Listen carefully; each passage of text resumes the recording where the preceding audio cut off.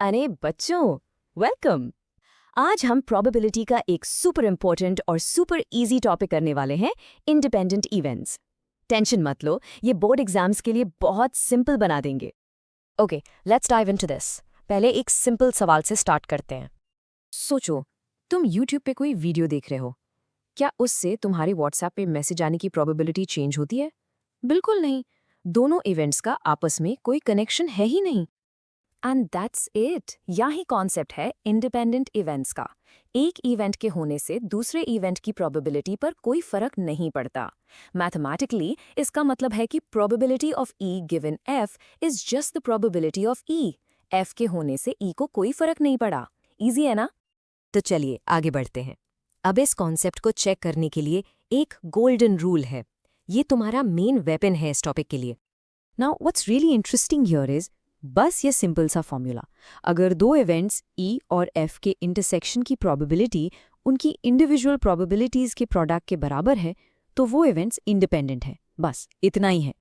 चलो अब इस गोल्डन रूल को एक रियल क्वेश्चन में अप्लाई करके देखते हैं। This is easier than it looks. ये NCERT का एक क्लासिक क्वेश्चन है। एक डाई थ्रो किया, इवेंट E है मल्टीपल ऑफ 3 और इवेंट F है इवन नंबर। हमें चेक करना है कि क्या ये इंडिपेंडेंट है। So the crucial point is, हम स्टेप बाय स्टेप चलेंगे। पहले प्रोबेबिलिटीज निकालो, फिर इंटरसेक्शन, फिर प्रोडक्ट। अगर दोनों साइड इक्वल आ गई, जैसे यहाँ 1/6 इक्वल 1/6, तो आंखें बंद करके बोल दो इवेंट्स इंडिपेंडेंट है। सिंपल। अब आते हैं उस पॉइंट पे जहां सबसे ज्यादा गलती होती है। Most students get confused here, but here's the trick.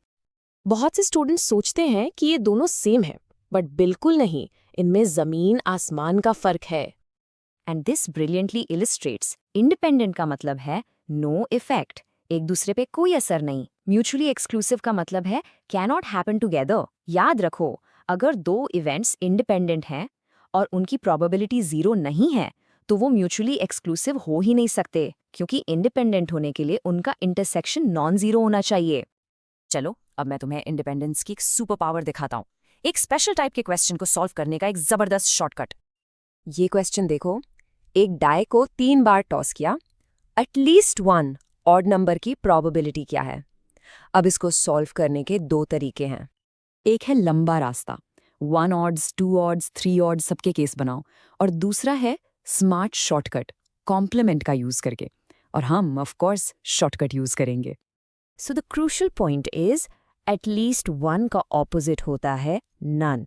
तो 1 में से नन की प्रोबेबिलिटी माइनस कर दो, और क्योंकि हर टॉस इंडिपेंडेंट है, हम प्रोबेबिलिटीज को सीधा मल्टीप्लाई कर सकते हैं। तो 1 - 1/8 गिव्स यू 7/8। देखा कितना इजी हो गया। तो चलो एक क्विक रिकैप करते हैं। इंडिपेंडेंट मतलब नो कनेक्शन। गोल्डन रूल है P of E intersection F is equal to P of E into P of F।